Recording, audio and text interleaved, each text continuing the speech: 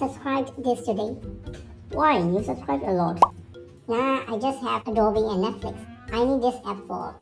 I will never use apps with subscription. But there are good ones. For their business, maybe. See this. We paid $360 in 3 years for this software, just to get latest update. The Arrival app does with $9.99 per month, and it is the same cost. With upgrade model, I can choose to skip and still own the software. Bro, you do hate subscriptions. This app only removes ads for $10 a month. You don't get software updates. But at least you can use it for free. Watch 10-second ads to do a 3-second task. No, thank you. You can pause your subscription when you are not using. Isn't it a good thing? No, bro, see? If I have used $120 for such feature already, I don't want to lose access just because I paused the subscription.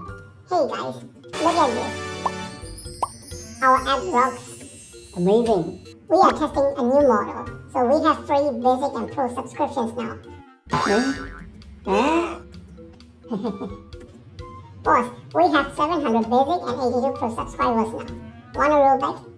No way. So now let's discuss more about these subscriptions.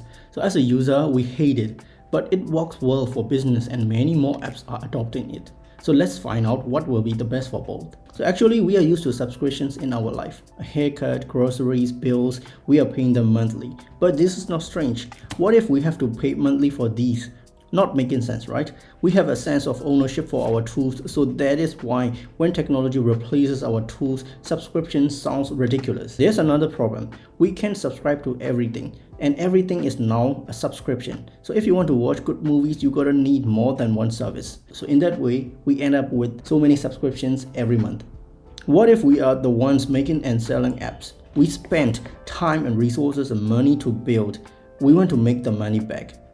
Classically, when an app is sold for a fixed amount, so to make up this 2 million building cost, we will need around 100,000 buyers, so which is a lot if you're new. With subscription model, you will get $60 a year per person if you charge $5 a month. So we will need only around 35,000 people using the app for just 1 year. So this is much easier. So I have collected a few patterns I came across. Let's see which model makes sense to us. The first one is inflexible ones. It's okay to want yearly commitments, but forcing this way will damage trust. Closing the gap will work, but this is much better. I have seen apps and programs charging a fixed amount that you can pause anytime. So this reflects a much better brand image.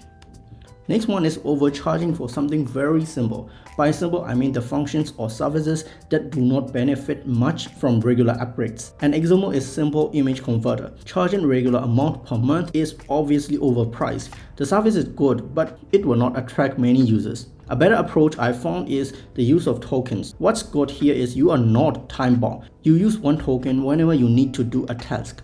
For larger projects and teams, this amount per month model also makes sense.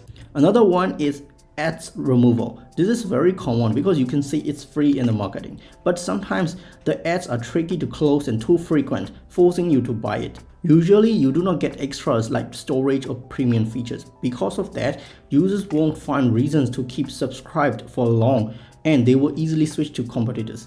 So if it is my app, I would charge one-time ads removal for single service. So like this example we are seeing here, but this will not work with every app, but just some ideas. So this is the one I mentioned at the start. They are big classic apps like graphic editors, movie editors, music making apps. For these apps, upgrades are very important, and usually users, including me, pay for upgrades after a one-time purchase. When some of these apps change to subscription model, they are not as cheap, and we users believe that we should be able to use these without the burden of monthly payments. But I found this model, upgrade plan. With that, the app does release critical updates much quicker. It does look like subscription, but when you stop the plan, you can still use old version. And this one tricks you to get bigger plan. Having two plans makes sense, and it is good actually. But the big difference in limitation is a showstopper. A lot of apps cut this at team collaboration and storage features. Lastly, I just want to bring this up. This is DaVinci Resolve, the video editing software I have been using for the past 7 years. So this free version does not cut anything. So if you're not a professional video maker who use crazy stuffs like crazy resolutions and high-end format, there is no need to upgrade. And the paid version is also a relatively cheap price.